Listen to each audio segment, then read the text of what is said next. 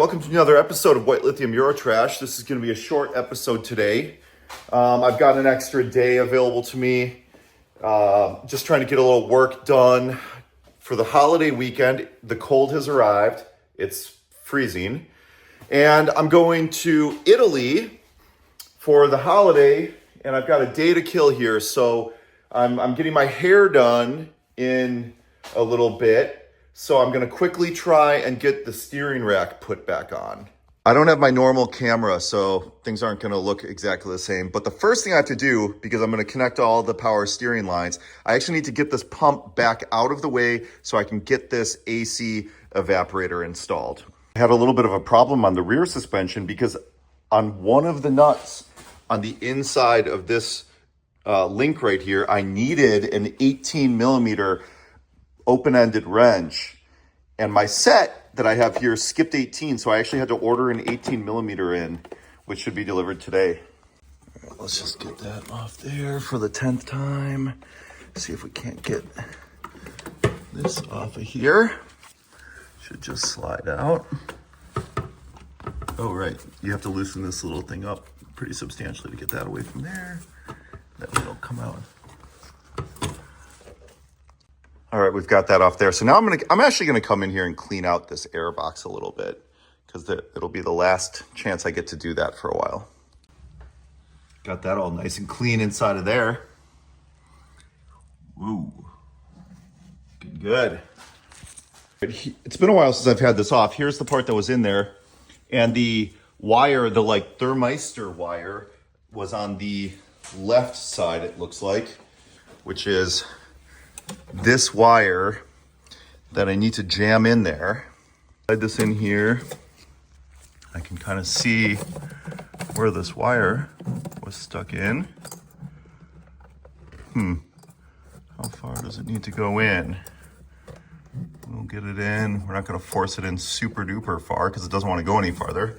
So we'll call that good. Here we can see it installed in there.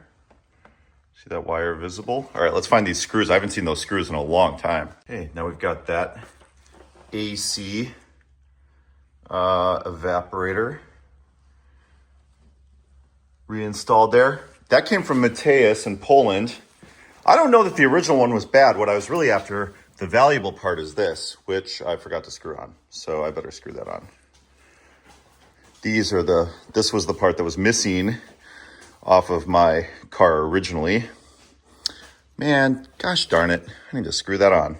I'm just gonna unclip this harness out of the way really quickly and then put it back on so I'm not, fighting against it with this plastic that's so fragile. All right, we've got that reinstalled back in there, looking good. All these O-rings are gonna have to get changed out. Every single one of them. But that's fine, I've got all that stuff. All right. Now let's turn our attention to this rack.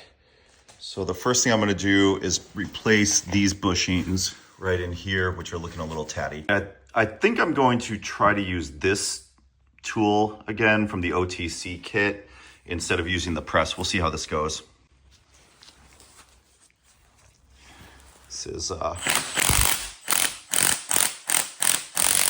boys are crusty.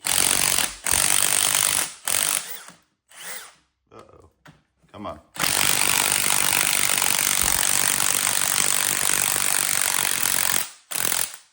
Man, they are crusty. All right, hang on.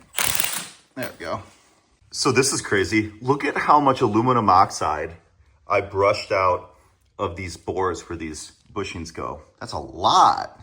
All right, I don't want that level of corrosion to ever happen. So I'm gonna take some of this leftover PowerFlex Teflon grease and put it on the insides of here before I put the new bushings in.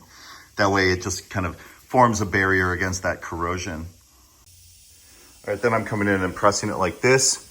I've also liberally greased on the flared edge that looked like it was the one that needed to be pressed in on that bushing. All right, here's what that looks like after these are pressed in. These do have a preferred direction to them. I think I got it right. Based on at least what I took out of here.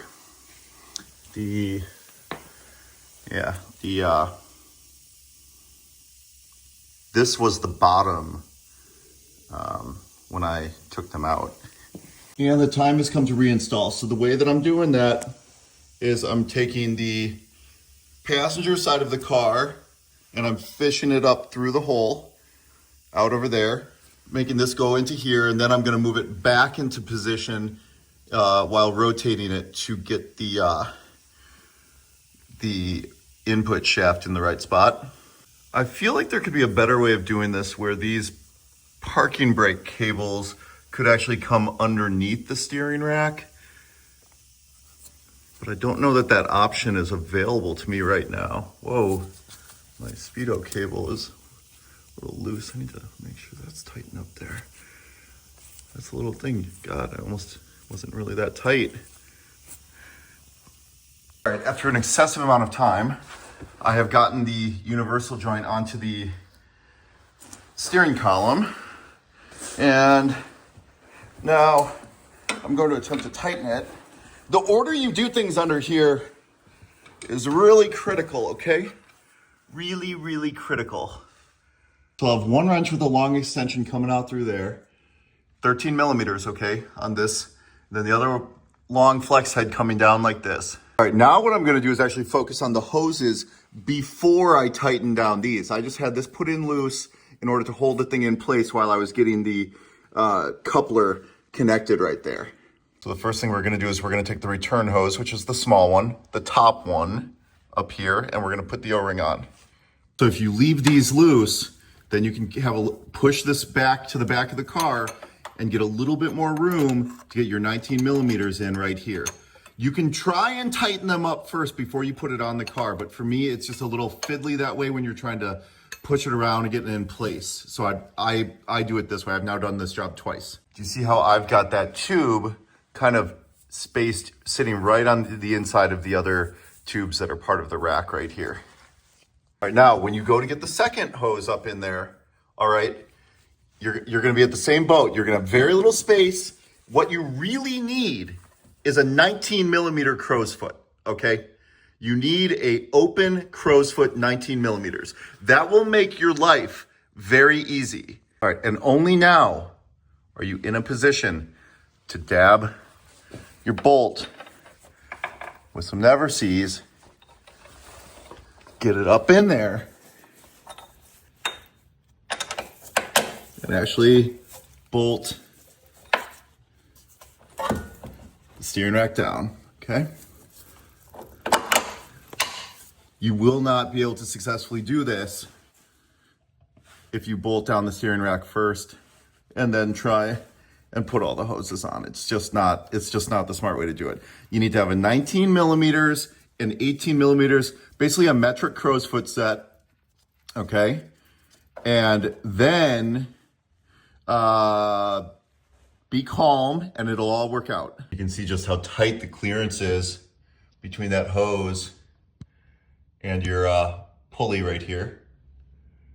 But a miss is a miss. A miss is a miss. All right, now you can see how the hoses lay out down here, coming in under. Do not run it through the belt. Let's go put these pieces back on and get this power steering pump reinstalled. Shoot, I'm late. I've got to go get my hair done. Damn it! This woman from Latvia that does my hair is going to be pissed at me.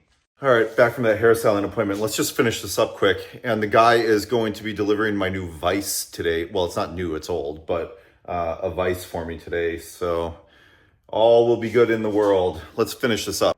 So I'm just gonna put one more O-ring on the end of this tube and we're gonna connect the hoses to the pump, and that should pretty much bring us to the end. For the return line, I've found an original, just slight little bit of blue left on it, hose clamp. Okay, so I actually took the return hose. I cut off about that much, and I kind of looped it in under here to make the radius as big as possible. It still isn't quite as, big of a radius as I would like, but I'm gonna put some fluid in it and just kind of see how it goes. I'm gonna go with this, CHF 11S. For the very, very last step, we will hook up our tie rod ends. I'm leaving everything really loose, and I need to get this to not have any strain on it on the boot. It's a little twisted. I need to just kind of, I haven't done up the clamps on the inside of the boots yet because I want to leak check it and I want to quasi align it here before I have a real alignment done. So that completes another episode. And right now, what I would really love to do would be to turn on the car, run this power steering pump, but unfortunately, I've got a problem. The fuel lines that I accidentally broke, and I've been trying to source some sort of plastic to remake these, and frankly, not having any success, and not finding anything that actually matches this exactly the way I would want to. So I've got some feelers out there. If anybody knows anybody that has a decent set of these original ones they'd like to let go, let me know. Hit me up. It's out.